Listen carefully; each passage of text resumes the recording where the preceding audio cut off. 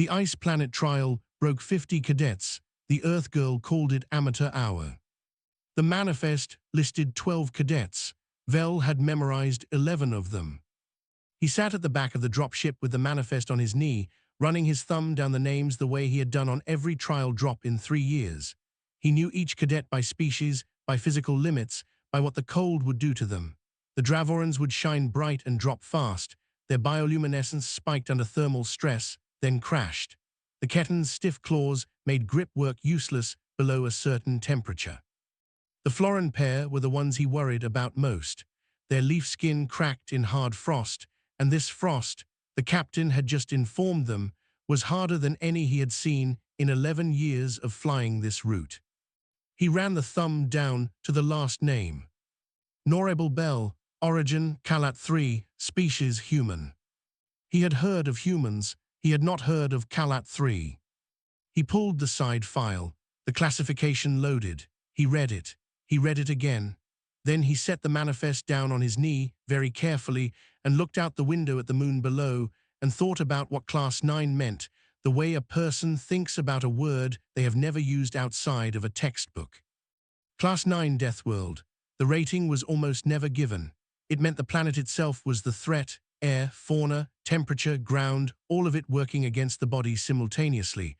Not one hazard or 3, but the whole world tuned to kill. He had studied Class 9 in his first year at the academy. He had not expected to meet someone from 1. He looked back across the cabin. She was sitting at the far window, brown hair, soft face. She was watching the storm below with the expression of someone who found weather mildly interesting. She had a small pack on the floor between her boots and a knife at each hip, the left one a standard academy issue, the right one longer, almost forearm length, cleaned until the handle showed wear. As Vel looked, she turned, noticed him, and gave a small, apologetic wave. Not a confident wave, a polite one. He waved back. He wrote a note in the margin of the manifest. Cadet Bell, Calat 3 origin, prioritize for medical retrieval. Check her thermal tolerance at first sign of exposure symptoms. Be kind about it. He would later understand, being optimistic. The captain's voice came through the cabin speakers flat and without comfort.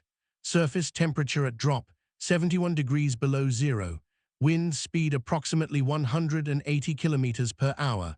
Weather forecast for the first 48 hours, worsening. He was sorry. He had not seen conditions like these in years. Several cadets went quiet. One of the Dravorans, the smaller of the two, with a faint green glow already going yellow at the edges, leaned forward and pressed her forehead to the window glass. Vel caught Nora watching the Dravoran. Nora's expression was thoughtful.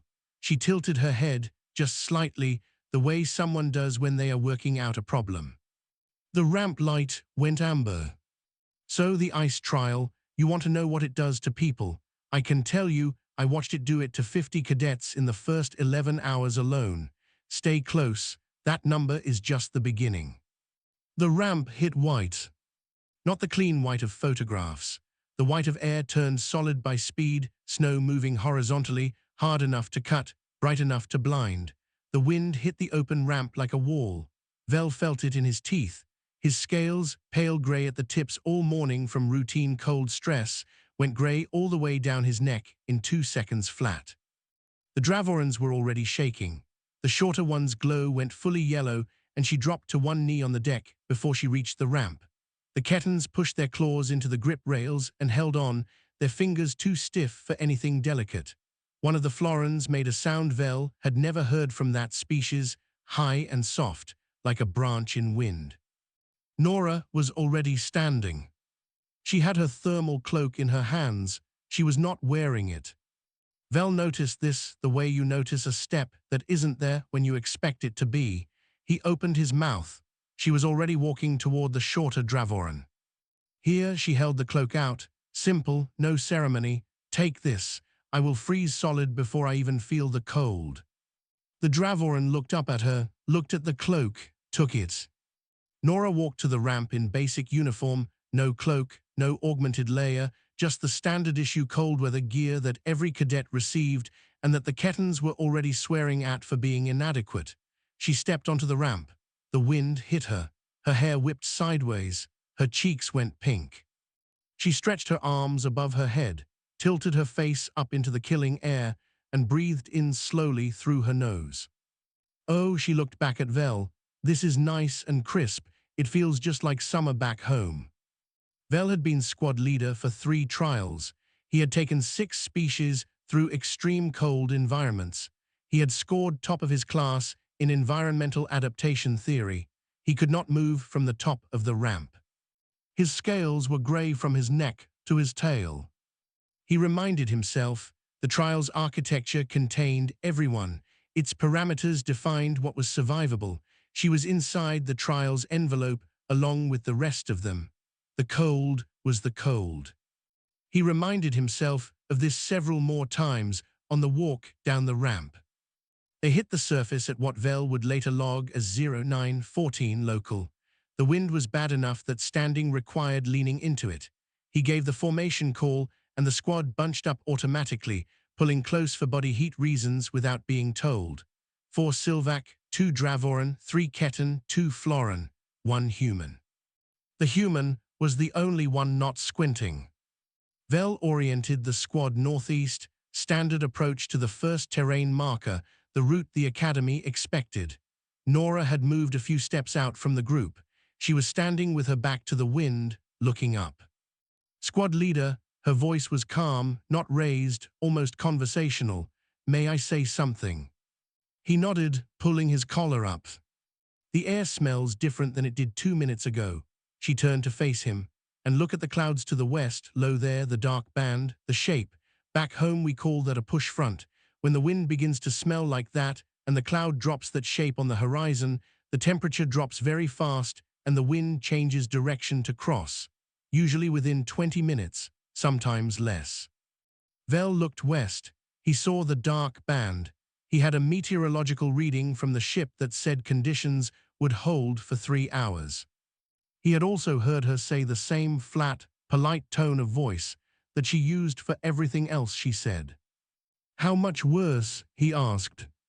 A lot worse. She glanced at the Floran, whose leaf skin was already going translucent at the ears. We should go to high ground, that rise to the west, 200 meters. We will have better shelter, and we will be above the worst of the wind change when it comes. His planned route went northeast. He looked at her face. She was not frightened. She was not performing confidence. She was the way she had been on the ship, mildly interested, apologetic to be taking up his time. He changed the route. The front hit 18 minutes later. Not worse than before, different. The wind swung 90 degrees in under a minute, picked up speed, and the temperature dropped in a way Vel felt in his eyes, behind the lenses, where cold does not usually reach. The Dravorans went flat to the ground. The Florans locked arms. The Ketans sat down and stopped fighting it, which was the right call because fighting it was not working.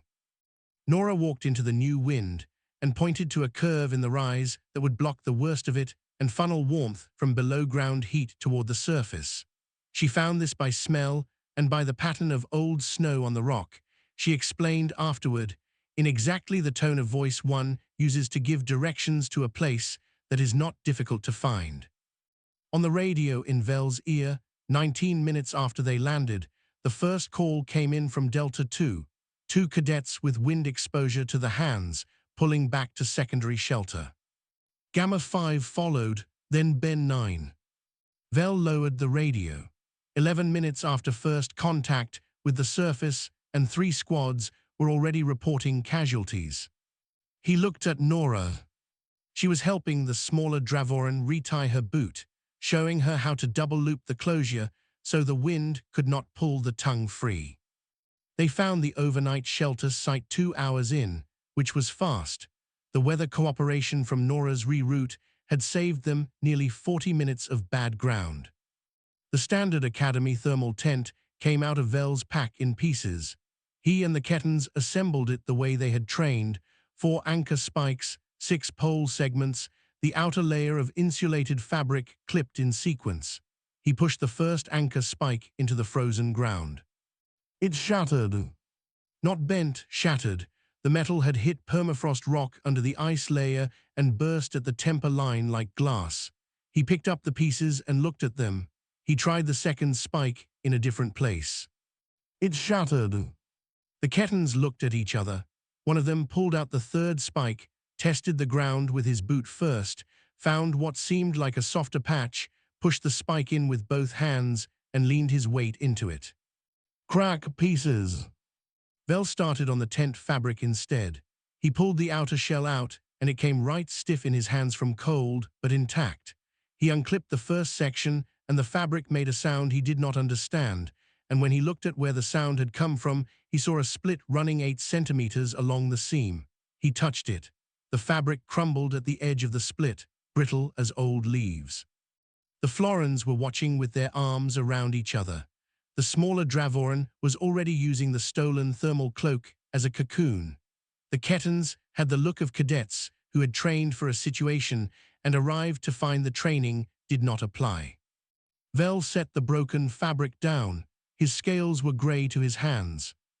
He had been aware of Nora for the past 90 seconds, peripheral awareness, the thing a squad leader develops, knowing where his people are. She had been standing a short distance from the group, watching, not with amusement, with the patient attention of someone waiting to be asked. He looked at her. "May I try something?" she said. "It is a thing my people build in deep cold. It is called a snow house. I can teach everyone to help, and we can have it done in about an hour. It will be warmer inside than the tent would have been." He nodded. She rolled her sleeves up. Her bare hands went into the snow. Vel had seen cadets build emergency snow structures before. He had built them himself, in drills, packed snow walls, low and rough, good for maybe an hour before the wind found the gaps. Functional, desperate, the last option. What Nora built was a different category of thing. She cut snow blocks with her left knife like she was cutting bread, each block the same size, each one placed in a rising spiral that leaned inward by exactly the right angle to close at the top. She did not measure. She did not stop to check. She cut and placed, and the dome rose. She showed the Kettons how to pack the gaps with the fine snow her cuts produced.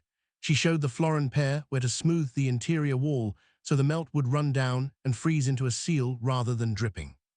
She showed the Dravorin how to shape the entrance tunnel at an angle that the wind would not enter. 1 hour, the structure stood. The interior temperature was 20 degrees warmer than outside before anyone sat down. Body heat alone. No pack, no chemical warmer, no tech. She came back out of the tunnel entrance and stood up. Her hands were red from the snow, but not damaged, not even shaking. She brushed them on her trousers. "It should last 3 to 4 days, she said. "More if we maintain the seal. I will show you how in the morning." The small Florin cadet who had made the branch sound at the ramp looked at the dome and then at Nora and said nothing for a long moment. Then, "Where did you learn that?" "From my mother." Nora held the tunnel entrance for her. "She learned it from her mother. Come in, it is warmer inside." In Vel's ear, the radio updated. 50 cadets down in the trial's first 11 hours. The radio controller's voice was flat, practiced, the voice of someone reporting a number they had been trained not to react to. 50 cadets, not halfway through the first day. Vel looked at the snow dome. He looked at his 11 cadets moving toward its entrance, warm and intact. He filed no report. He did not know what he would say. He noticed the knife properly that evening. Not the left one, the Academy-issue blade she kept clean and standard. The right one, she had pulled it out while they were eating to cut through the tougher portions of the cold packs, and he caught himself watching her handle it. It was almost forearm length, the handle worn smooth at the grip from use, the blade maintained with the care of something that mattered to its owner, not a ceremony knife. A working tool, cleaned after each use, the edge tested by feel rather than sight, set back at the hip with the ease of something that had lived there for years. She caught him looking. "Sorry," she said. "Does it bother you? Some people find knives at meals strange." "No," he said. "It's fine." She went back to her food. Outside, the wind ran along the dome wall and produced a low, steady tone, like a note held by something enormous. Nobody found it comforting except Nora, who said it reminded her of home and fell asleep inside 10 minutes. Vel sat in the dark, with the sound of 50 broken cadets cycling through his memory, and the radio on low, and the knife at her hip 3 feet away, and his scales, which had gone fully grey before sunset and had not yet come back. He thought about Class 9. He thought about what that meant for a child growing up. He kept the thought at arm's length, because if he let it in, it would change the shape of everything he knew about this trial. He did not sleep much. He lay on his side in the dark of the snow dome, listening to the wind ride the outer wall, and thought about the Class 9 file in short, careful pieces, not the whole thing at once, just one line at a time, the way you eat something that might be too hot, air barely breathable without adaptation. Ambient nighttime temperature range, -80 to -90. Apex megafauna, unclassified, armor-resistant. He had stopped at that line. He had reread it. He had put the file away. 12 cadets breathing around him. Nora was the only one who did not shift in her sleep. Morning on Glacius 4 was not a warming. It was a grayness that replaced black. The wind dropped 4 degrees in character, still murderous, but no longer personal about it. Vel crawled out of the dome tunnel first, checked his instruments, updated his squad log. Then Nora crawled out behind him. She went to the Wraith wolf carcass at the edge of camp without preamble. Vel had not looked at it closely since the night before. He looked now. It was enormous, 4 times Vel's body mass minimum, and it had been cut with great precision in several places. Not torn, cut. The blade had gone exactly where it needed to go and not elsewhere. She had done this in a storm, in the dark, in 3 minutes. She worked in silence. The harvesting was methodical, fur first in wide sections, peeled back with a long knife and a technique that kept the material intact. Then the meat, portioned with the efficiency of someone who had done this many times and did not enjoy wasting. She said something quiet over the carcass before she stood up, in a language Vel did not recognize, 3 syllables, the same ones, twice. Then she brought the fur sections back to camp. "Wrap your feet," she said to the Kettons. "The insulation in your boots is built for the Academy's temperature range. We are about 15 degrees below that range. The fur goes over the boot, bound with the laces from your kit bag. I will show you." One of the Kettons, a large cadet named Serac who had not spoken much, watched her demonstrate on her own boot and then did exactly what she did without comment. The others followed. By the time Vel's radio crackled with the morning update, all 11 cadets had fur boot covers and were eating the wolf meat, which Nora had cooked over a chemical block. The morning update, the total count of cadets who had needed emergency retrieval or medical pullback was now past 60. The worst trial in 15 years, the radio controller said, in the same flat voice as before. Vel ate his share of the wolf meat and thought about 60. Nora held up one hand. The squad stopped. They were 2 hours into the morning march, making better time than any route Vel had planned. She had found a seam in the terrain that cut the wind by half and gave better footing, a natural corridor between 2 pressure ridges that she had seen from the rise the night before. His instruments had not shown it. She had found it by looking. She stood still for a moment. Her head moved slightly, tracking something. Then, "Vel, when did you last check the power cells on the sidearms?" He had checked them at drop, standard procedure. "Check them now," she said. It was a request, not an order.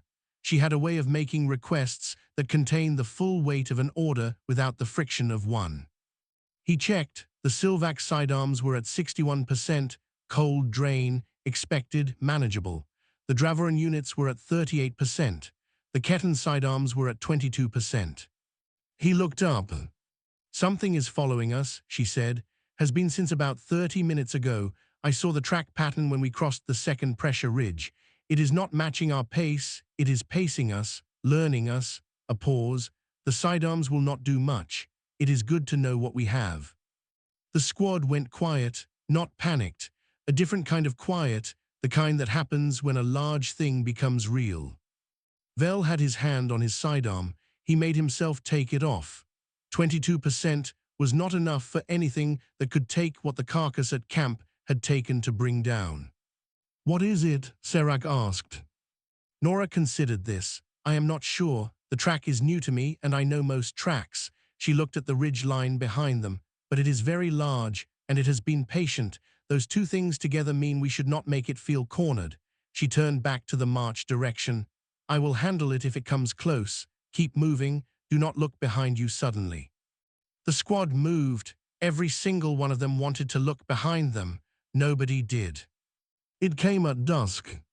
They had found a partial rock overhang, no dome needed. The stone gave 3 walls and a ceiling, and Nora had packed the open side with snow blocks in 40 minutes while the squad ate. The Wraith Wolf arrived as she was setting the last block. She heard it first. Vel saw the moment she heard it, a stillness in her hands, a slight lift of the chin. She set the last snow block down in its place with care. Then she turned to Vel. May I have my second knife? The longer one. It is in the outer pocket of my pack. She said it the way you ask someone to pass the salt. This one, she touched the Academy-issue blade at her left hip, is a little small for what is about to come through that entrance. He got the knife, handed it to her. It was heavier than he expected. She held it like something familiar. She looked at the squad. Nobody shoot. You will miss at this range in this light, and a miss will make it angry. She looked at the entrance. I am going to go outside and speak to it. I will be back shortly. The Florin cadet said, in a very small voice, speak to it. They have social behavior, Nora said. Most things do, you just have to know the grammar. She picked up both knives, one in each hand, and walked to the entrance tunnel. She looked back once. Keep the fire running, I will not be long. She went out. The noise began about 30 seconds later. Vel had served on a patrol ship.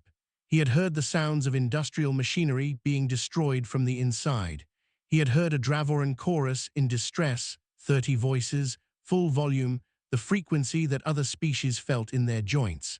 He had a point of reference for loud and for alarming and for the kind of sound that the body wants to run from. The sound from outside, the overhang, was new. It went on for 2 minutes and 40 seconds. He counted. Then silence. Then the scrape of boots on packed snow, and Nora came back through the entrance tunnel on her hands and knees.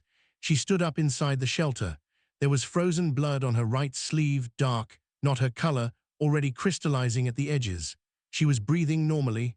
Her cheeks were still pink from the cold. I am sorry that took longer than I expected. She looked at her sleeve. It was bigger than the tracks suggested. My sister would laugh at me. She would have been done in 2 minutes. She held the long knife point down and cleaned it in the snow by the entrance in a smooth, practiced motion, set it back at her hip, looked at the squad. They were staring at her. Are you all right? She said. You look frightened. I should have warned you it would make noise. I am sorry. It will not bother us tonight. She sat down by the fire. Is there food left? I am hungry. The Florin cadet made a sound, not the branch in wind sound from the ramp, something else. Something between a laugh and a cry that once started spread to the others, even Serac, who had not made an unguarded noise in 2 days, even the Dravorans, whose glow pulsed bright and then steadied, even Vel, who laughed for a moment and then stopped, because his scales were grey and he did not think what he was feeling was quite laughter. In his ear, the radio gave a quiet tone. He stepped to the entrance to hear it clearly. The trial clock, 6 days remaining. The checkpoint structure required reaching checkpoint 1 by dawn of day 3, roughly 36 hours away. Expected squad position at this time, the approach corridor to the first terrain section. Vel's squad was already past that. They were ahead. He updated his position log and said nothing to the others about the radio tone, because what the tone had also said was that 2 more squads had activated emergency beacons in the last 4 hours, and the Academy retrieval teams were at capacity. He went back to the fire. Nora was teaching Serac how to check the knife edge by feel rather than sight. You run your thumb across, like this, barely touching, and the resistance tells you everything. Serac was paying close attention. Vel watched them. His scales were still grey. He had a feeling in the lower part of his chest that he did not have a word for yet. The Wolf family found them on day 3. Nora had been up before dawn. When Vel woke, she was standing at the outer edge of the overhang, her back to camp, looking at the terrain. He came to stand beside her, and she did not turn. "I need to tell you something," she said, "and I want you to stay calm when I do." In Vel's experience, sentences that began that way ended badly. The one I dealt with 2 nights ago, it was part of a family group. She was watching the ridge line, the way she always watched terrain, the way someone watches a thing they are reading rather than seeing. The rest of them found us about 4 hours ago. They have been at the perimeter since then. I have been counting calls. She paused. There are 6. Vel looked at the ridge. He could see nothing. He looked harder. He still could not see anything. "I can hear them," she said. "The cold makes the sound carry strangely. They are moving in the grey to the north and the northeast." She turned to him now. Her expression was calm and specific, the face of someone who has made a calculation and arrived at an answer they do not mind. "There is also a weather event coming. I can smell it. Worse than the push front, this is a full storm front. My estimate is 2 hours, maybe slightly less. The storm will drive them out of the grey." He said very carefully, "How many is 6? "It is a lot," she said. "For me." She looked back at the ridge. "But the storm is the bigger problem. If it catches us in open ground, we will lose cadets to wind exposure. The good news is there is a stone ridge 2 kilometers north that will give us a shelter wall. We need to move the squad there before the storm arrives." She glanced at him. "The wolves will follow our movement. When we reach the ridge, I will need you to take the squad inside and not come back out." He opened his mouth. "No matter what you hear," she said, the same flat, polite certainty, "get them to the ridge. That is your part. I will handle the other part. And if you don't, I will," not arrogance, not performance. The same tone she used when she said the front will hit in 20 minutes and it hit in 18. But if something unexpected happens, Serac is the best choice to lead from there. He learns fast and the Kettans trust him. She looked at her hands for a moment. Then, "Wake the squad. We have about 90 minutes. The squad was moving in 12. Vel ran. He would think about this later, that he, Vel, squad leader, 3 academy prizes, Cold World native, ran. He did not run from combat. He did not run from hardship. He ran because she had told him to, and her instructions had not been wrong yet, and there were 2 Florins who could not keep up under their own power, and someone had to carry them. He ran with a Florin across his shoulders, the squad strung out behind him, the wind already spiking in sudden gusts that slapped sideways and stole breath. The ridge was visible now, a black line against the grey-white. 1 kilometer, half a kilometer. He did not look back. He had told himself he would not look back. He looked back once. The grey behind them was moving. Not wind moved, moving with intent, shapes breaking from the storm wall and resolving briefly into something with shoulders and eyes before the grey swallowed them again. 6 blue lights, intermittent. Then sounds, low and structural, the kind of sound that traveled through ground rather than air. He looked forward, he ran harder.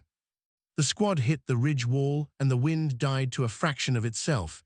He put the Florin down, he counted heads. 11. He pushed them against the rock and told them not to move and turned to look east. Nothing visible. Then the storm arrived. It came from the north and it came fast, not the push front from day one, which was a change in character. This was a change in category. The world went white in under a minute.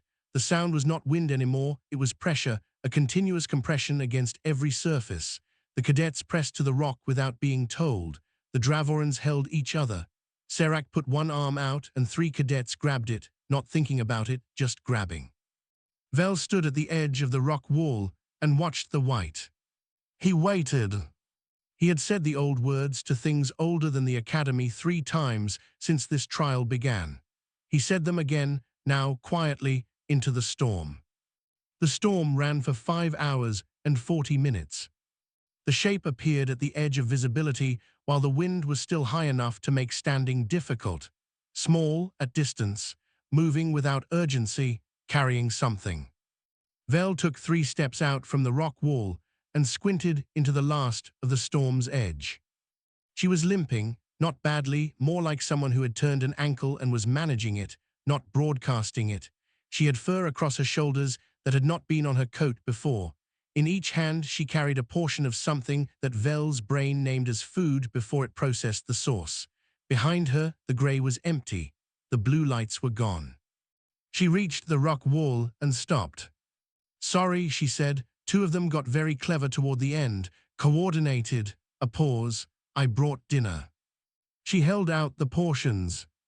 Harold Crane, Voran species, Pride Warrior rank, the cadet who had not spoken to anyone outside his own squad since the drop, and who had won 3 Academy Close Quarters championships, looked at what she was holding, then at her face, then at the grey she had walked out of. He said nothing for a moment. Then slowly, he reached out and took his portion. He did not say thank you. Harold Crane did not say anything. He took the portion, looked at it once, and ate. And that somehow was worse for Vel's composure than any words would have been, because Harold Crane had ignored the existence of 11 other cadets for 2 days on the grounds that his squad operated as a unit, and other squads were not his concern. He had 3 Academy Close Quarters championships behind him, and he carried them in the line of his jaw and the set of his shoulders, and the way he walked slightly ahead of wherever he was supposed to be standing. He ate the wolf meat in silence. He did not look at Nora. He did not need to. The looking was already done. By the morning of day 4, there were 41 of them. It had happened the way water finds a lower level gradually and then all at once. The other squads had not been absorbed. They had drifted close and then stayed close, which was different. Nora had not asked anyone to join them. She had on 2 occasions simply picked up a cadet who could not keep pace and continued walking, which was an argument that nobody could reasonably counter. Harold Crane's squad had merged first, or not merged exactly, moved in parallel and then stopped moving in parallel. He had his 3 Voran cadets, and Vel had his 11, and somewhere on the morning of day 4, the distinction had stopped being something Harold bothered to track. The emergency channel had an argument on it that morning. Vel listened to it with his collar up and his pack adjusted and his eyes on Nora, who was teaching 3 Ketan cadets from another squad how to seal their boot covers against the wind. The argument was Proctor Corv. Vel had never heard the proctor's voice outside of formal orientation, where it was large and certain and moved through the room like furniture being rearranged. On the emergency channel, it was the same voice, but doing something different with itself, still certain, but working harder at it. He wanted Cadet Bell's trial result flagged for review, individual performance assessment. The trial measured individual capacity. What she was doing was not individual performance. It was, the proctor paused, finding the word distortion. The other voice on the channel was quieter. Vel did not know whose it was, a monitoring instructor from the signal identifier, someone in the review station above the clouds. The quiet voice said, "The handbook prohibits 10 specific categories of assistance between cadets. I've read it twice this morning. Cooperation between squads is not one of the 10 categories." A pause. "She is not cheating, Proctor. She is leading. We may want to think carefully about what it means that no one has done this before." The channel went quiet. Nora looked up from the boot cover and caught Vel's eye. She had clearly heard the whole thing. Her expression said nothing except mild apology for having been inconvenient. He decided not to tell her about the disqualification argument. She had not asked about it. He did not think she was likely to change her behavior if he did. The ice cliff had no entry in the trial database as an obstacle because it had never been relevant before. Every squad in 200 years of the ice trial had taken the eastern detour, 2 days of slower ground that added distance but avoided the cliff face entirely. The cliff was in the database as terrain feature, category, impassable vertical ice, estimated 300 meters, no anchor points on face. There was a note at the bottom from an instructor 17 years ago, theoretically climbable by a species with appropriate digit morphology and cold tolerance. No such species in current cadet population. Vel read this note while 41 cadets stood at the base and looked up. 300 meters of smooth blue-white ice, almost perfectly vertical, catching the pale light of Glacius 4's sun at an angle that made it look like the inside of something rather than the outside. No cracks, no ledges that he could identify, no reasonable path. He had 2 days. He did not have 2 days. He had 18 hours before the weather window closed and the next front moved in, which was less time than the eastern detour required. Nora was already looking at the face. Not studying it the way Vel was studying it, searching for a route, finding none. She was looking at it the way she looked at weather, reading it. Her head moved slightly, left to right, tracking something he could not see. She rolled her shoulders once, then she turned to him. "Squad leader, I will set the lines. Give me an hour." He looked at the face, he looked at her, he said, "There are no anchor points." "I will make them." She had the long knife in her hand already. "I have done this kind of climb before, not this height, but the technique is the same." She paused. "The rock under the ice is fractured at about 40 meters up. I can see the shadow variation in the face. I will anchor there and at the lip. Once the lines are set, 41 people can climb with assistance. It will be slow, but it will work." He looked at the face again. He could not see the shadow variation she was describing. "An hour," she said, and started up the ice. She climbed with her hands and feet. No gear, no line, nothing between her and the face except the long knife and a second blade she had made from a section of rung 1 wraith wolf bone, shaped over 2 evenings while the squad slept. Vel had watched her working on it without asking what it was for. Now he understood. She drove each blade into the ice in sequence, tested the placement, moved up. No hesitation between placements. No slipping. Her pace was slow, but it was absolutely steady, the pace of something that would not stop. Harold Crane stood beside Vel. Neither of them spoke for a while. Then Harold said, quietly, "We tell stories about climbers like this, among my people, the ones who went up the ice walls of Vorath Secundus during the siege." A pause. "We thought they were myths." Vel said nothing. His scales were grey. He had stopped noticing when they went grey and started noticing on the rare occasion they weren't. She reached the 40-meter mark and stopped. She drove anchors in with movements too small to follow from the ground. She tested them. She continued. By the time she reached the lip, 300 meters up, the size of a figure drawn on a wall, 23 minutes had passed. The ropes came down in 4 separate lines. 41 cadets climbed. It took the rest of the available daylight. The Florins went last because the ascent required grip strength that their leaf skin made unreliable, and Nora came back down and went up a second time with the smaller Florin across her back, which was something Vel did not fully process until he was watching it happen, and by then there was nothing to do but watch. The monitoring instructor counted them at the ridge summit. Vel heard it in his earpiece, the count reaching 30, then 40, then 41, and then a pause where the instructor seemed to be checking his own number. Then the count again, 41. Squad Vel, current registered count, 41. The voice was the quiet one from the channel. It stayed professional, but it did the count a third time. Vel gave Nora the credit by name on official record. He said it plainly in the position field of the checkpoint log, where it would be read by whoever reviewed this trial. Navigation, survival infrastructure, cliff ascent, squad cohesion, Cadet Bell, N, Origin Calat 3. She was eating when he told her he had done this. She looked at her food. She said, "You didn't have to do that." He said, "I know." The beacon had been blinking for 3 days. Nora showed it to him the evening after the cliff, when the squad was down and the fire was going and the wind had eased to something that only took concentration rather than effort to stand in. She held her wrist unit out, tilted the display toward him. A steady red pulse. Grid coordinates 60 kilometers east. "Squad Omicron 1, she said. "They went dark on day 2. The beacon has been active since then." She lowered the wrist unit. "The Academy has them marked as presumed casualties. No rescue has been sent." He knew why. 60 kilometers east was the declared exclusion zone, the geothermal cave system on the eastern edge of the trial grid. Unknown predators. Unstable ground. The Academy's risk calculation had been made 200 years ago and had not been revisited. The zone was too dangerous for rescue teams, and if cadets entered it without authorization, they accepted the risk. He looked at the coordinates, then at her.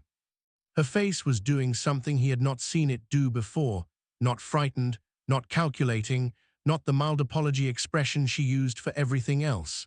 Something older than any of that. Something that had already made its decision and was not in a state to unmake it. The extraction window is in 36 hours, he said. 60 kilometers each way, she said, plus time in the cave. I need 4 hours. She looked east.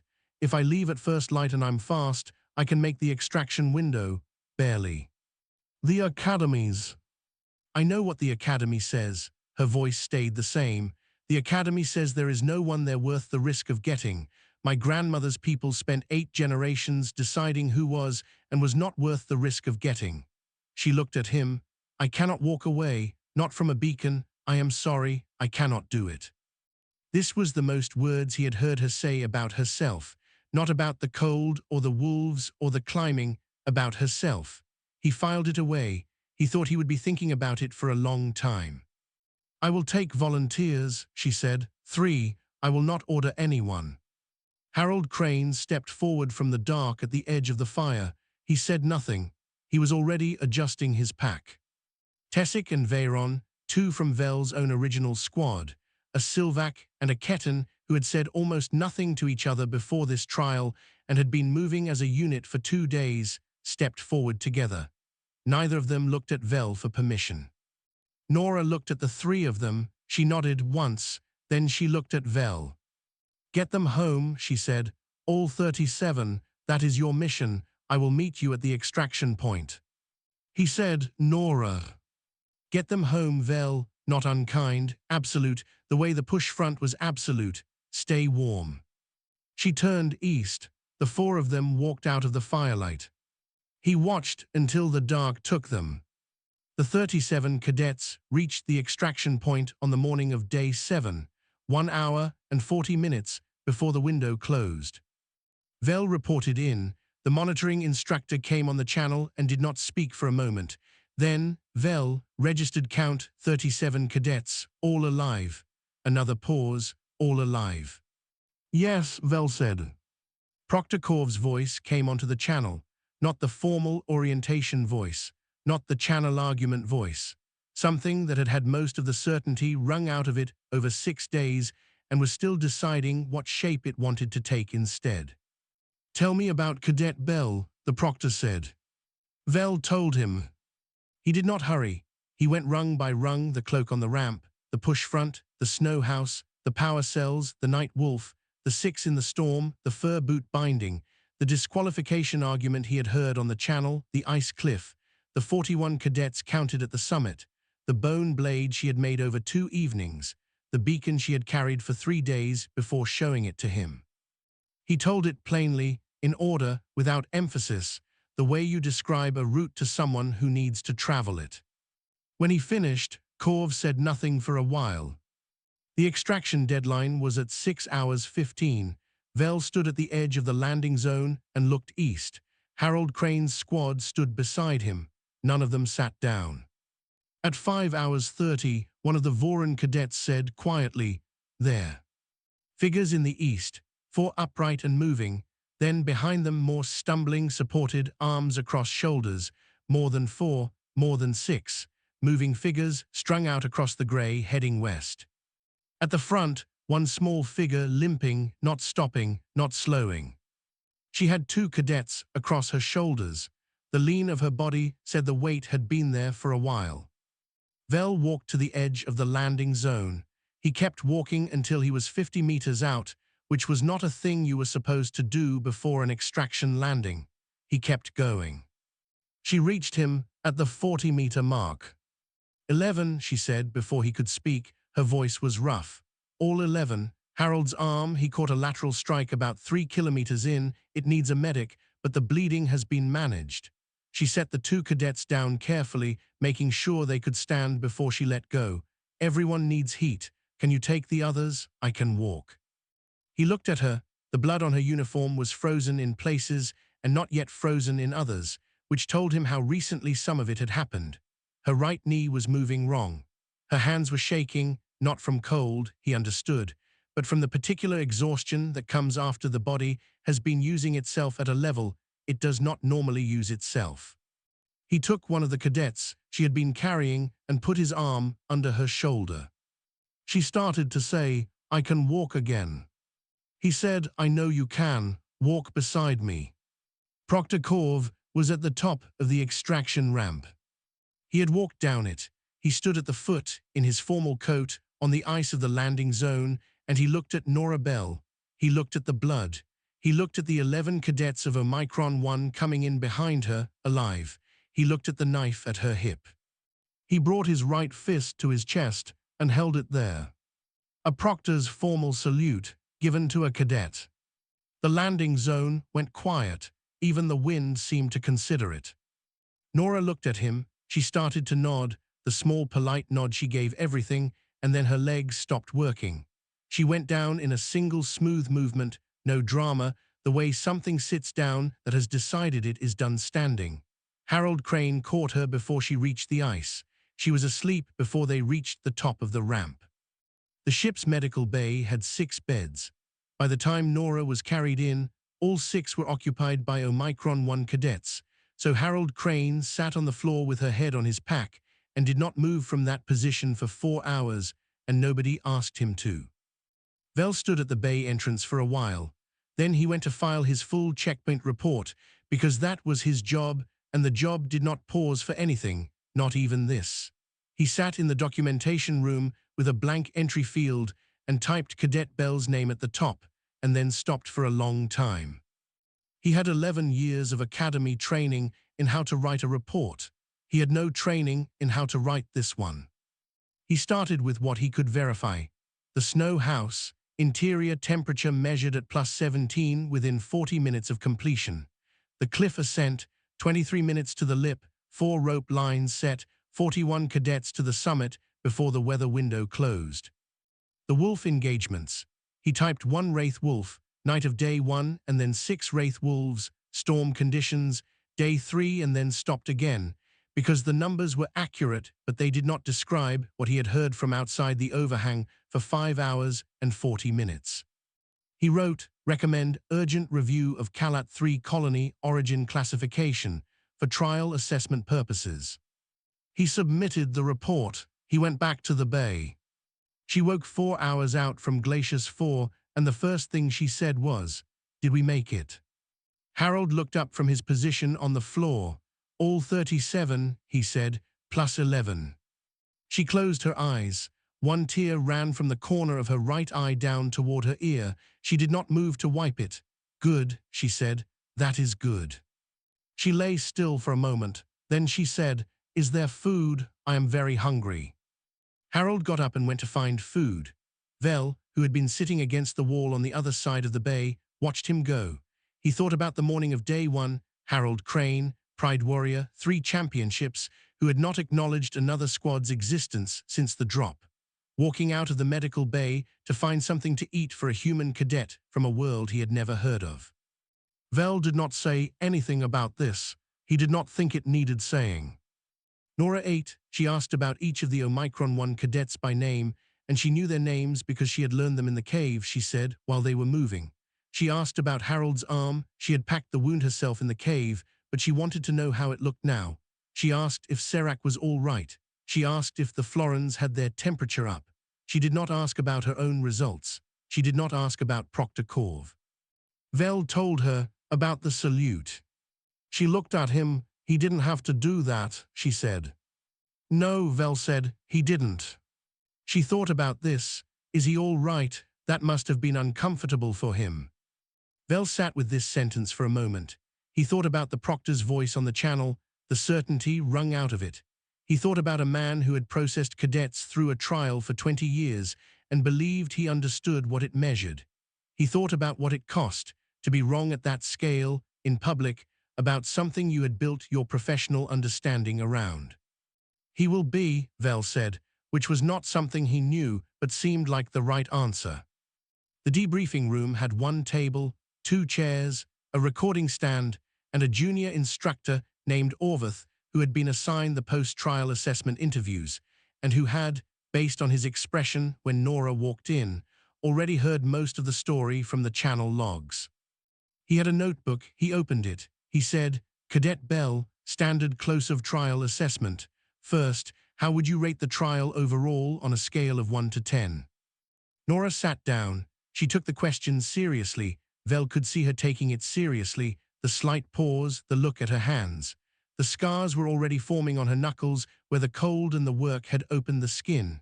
There were older scars underneath, white lines that had been there before the trial began, and she looked at those too. Then she looked up. She smiled, small, real, slightly apologetic. Honestly, she said, it was kind of too easy. I hope that is not rude to say. I am sure it would be very hard for someone who did not grow up with this kind of cold, but for me it was more like a long walk. A pause. I am sorry. Orvath had his pen on the paper. He did not write anything. He looked at his notebook. He looked at her. He set the pen down. Cadet Bell, he said, I am going to list some things. Tell me if I have them wrong. He picked the notebook back up. You removed your thermal gear on the ramp and gave it to another cadet. You navigated by smell and cloud pattern in conditions where our instruments were registering interference.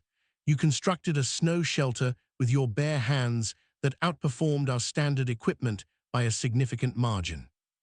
You engaged a wraith wolf, a species that is not in our bestiary and that our records show no prior cadet encounter with solo in a storm at night. You then engaged 6 of them simultaneously in a full storm system while routing 41 cadets to safety. You free-climbed a 300-meter ice face with no equipment, set anchor lines from the top, and brought 41 cadets up a face that our database classifies as impassable. You then walked 60 kilometers into a declared exclusion zone, entered a geothermal cave system with unknown predators, located 11 cadets presumed dead, and returned them alive inside a 4-hour extraction window. While limping, he set the notebook down. And you would rate this a how much less than 10? She thought about it. I would say around a 4, she said, maybe a 5. The cave was genuinely difficult, I will give it that. A pause, but my sister could have done it in 3 days. She is 12. Another pause, and my grandmother could have done it without a knife. She always said tools were for beginners. She looked at him. I am sorry, is that unhelpful? Orvath closed his notebook. He laughed. It started small and then it did not stay small. He covered his mouth with his hand. It did not help. He laughed until his eyes were wet and he had to put the notebook on the table and lean back in his chair.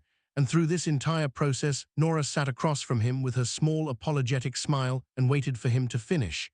The way she waited for everything, with patience, without judgment, as if this was a completely reasonable response that she was happy to allow him. When he stopped, he wiped his eyes. He looked at her. He said, Your sister is 12. Yes. She has taken, your exact words, 3 ice-veiled stalkers.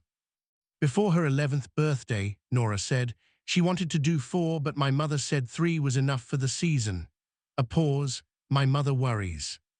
Orvath looked at the ceiling. He seemed to be doing some kind of calculation that went beyond what the ceiling could answer. Cadet Bell, he said very carefully, what is the coldest your planet gets? She considered. At the poles, around -90, the nights are the worst in deep winter. The children mostly stay inside during the deep winter nights unless there is a reason to go out. She paused. Unless the big ones come, then you go out regardless, because if you wait for them to come to you, you lose the shelter. The children, he said. Yes. He looked at his notebook. He looked at her. He opened his mouth and then closed it. He picked up the notebook, turned it over, set it down again. The trial was designed, he said slowly, around the hardest conditions any catalogued species could endure. I thought so, she said kindly. The parameters made sense for that.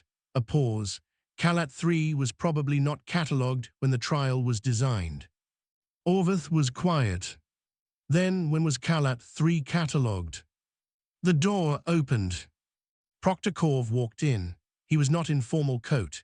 He had the look of a man who had done a great deal of thinking in the last several hours and arrived at conclusions that had rearranged certain furniture permanently. He was carrying a single document, printed, which he set on the table between them. Calat 3, he said, was catalogued and rated 11 months ago, Class 9. He looked at Nora. The classification note was sent to the Academy's species registry.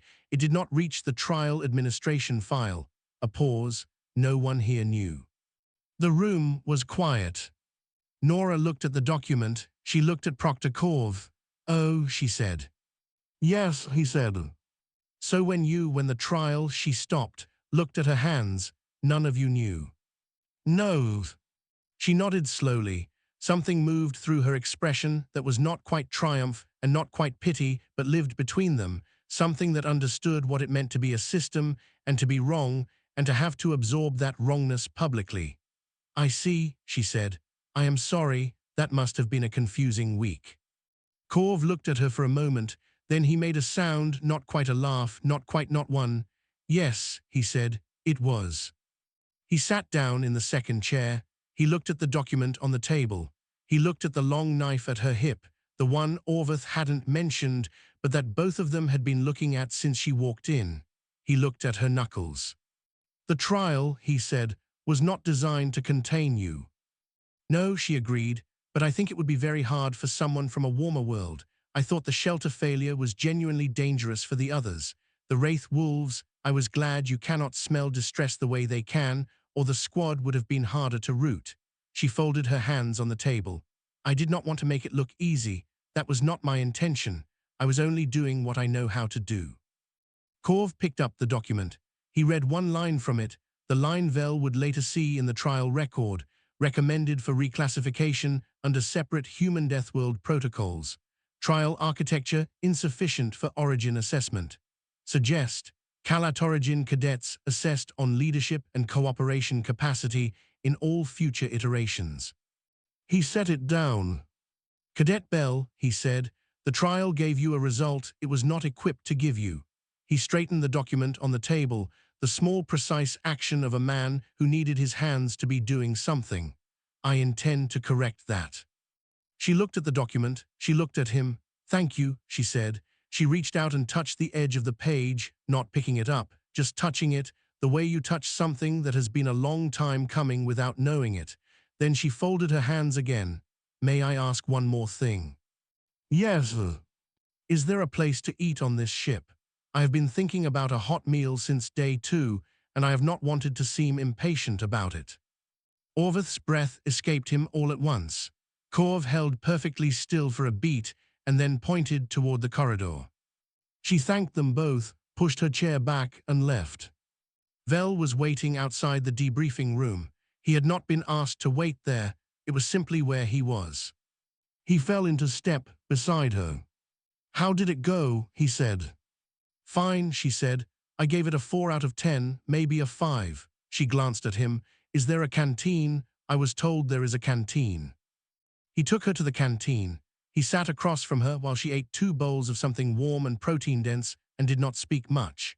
The knife was on the table beside her tray, not drawn, just set there the way she always set it when she sat within reach. She ate the way she did everything, without hurry, without waste, with a quiet attention that made it look like the most reasonable thing in the world to be doing. He watched her and thought about a child on Kalat 3, building snow houses before she could read, learning the grammar of things with social behavior, going out when the big ones came. He thought about the trial's database note, theoretically climbable by a species with appropriate digit morphology and cold tolerance. No such species in current cadet population. He thought about what it meant that the most dangerous living thing in this sector of space was sitting across from him, eating a bowl of something warm and asking if he thought the kitchen had any more of it. "Vel," she said. "Yes." "You are looking at me the way people look at me sometimes." She did not seem bothered by this. "After." "I know," he said. She considered this. "Does it pass?" He thought about the truth, which was that he did not know yet because he had not had enough time to find out. "I'll tell you when it does," he said. She accepted this and went back to her food. 11 years later, Vel stood on the observation deck of his command ship, a carrier, 3,000 crew, the largest vessel he had ever been responsible for, and watched Nora Bell walk up the formal path to her own promotion ceremony. Admiral's rank, the same soft face, the same brown hair, shorter now, the same knife at her hip, clean and worn at the handle.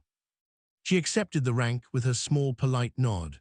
She shook hands with the fleet commander, who was twice her height and had commanded 14 engagements, and who looked slightly uncertain for a moment in the way that very large, confident people sometimes looked when they shook Nora's hand, as if the contact had given them information they had not expected. Afterward, she found Vel at the edge of the reception. She looked at his admiral's stripes, then at his face. "Vel," she said, "I need to tell you something." He waited. "Command is hard," she said it quietly, as if admitting something she had been holding for a while. "It is harder than I thought. I am not certain I am doing it right." He looked at her. He thought about 6 wolves in a storm and 41 cadets at the lip of an ice cliff, and a beacon blinking red for 3 days while everyone else looked away. "Nora," he said, "if you are saying command is hard, the whole galaxy is in trouble." She laughed, a real one, surprised out of her, the first time he had ever heard her admit aloud that something cost her anything. "Do not tell anyone," she said. "I do not want to worry people." "I won't," he said. She looked out at the reception for a moment. The fleet commander was watching her from across the room in the way people watched her, the look Vel recognized now, the one that came after. She had not noticed, or she had noticed and had chosen not to acknowledge it, which with Nora amounted to the same thing. "I got a message last month," she said. "My sister, she is going to the Far Rim next year with a scouting unit." A pause. "She says the intel on the Far Rim fauna is incomplete, and she is looking forward to meeting them properly." Vel thought about the Far Rim. He thought about the things the Far Rim fauna did to equipped military units. He thought about a 12-year-old on Calat 3 who had wanted to take 4 ice-veiled stalkers in a season and had been told 3 was enough. He thought about the fact that the sister had had 11 more years of Calat 3 since then. "Stay warm," Nora said, and moved back into the crowd. He stood where he was for a moment. He thought about everything he had written in reports over 11 years when someone asked him about Nora Bell, or about humans from Calat-origin worlds, or about what the trial had actually measured that week on Glacius 4. He thought about the record that Orvith had filed, the one that now sat in the Academy's permanent database under the heading Separate Assessment Protocols, Human/Deathworld Origin Cadets, with a note that read, "See founding case, Bell N. Glacius 4 iteration." He thought about Proctor Corv, who had submitted his own addendum to the trial record, not required, not asked for, submitted anyway, 4 lines, the last of which read, "The trial was not designed to contain her. We were not designed to understand her origin. We should have been." He thought about the knife at her hip, worn at the handle, maintained after every use. He thought about her grandmother on Calat 3, somewhere on a world that tried to kill everything on it, doing whatever she was doing without any knife at all. He picked up his drink. He did not drop it, but it was a near thing. "If a human ever tells you something is too easy, pay attention."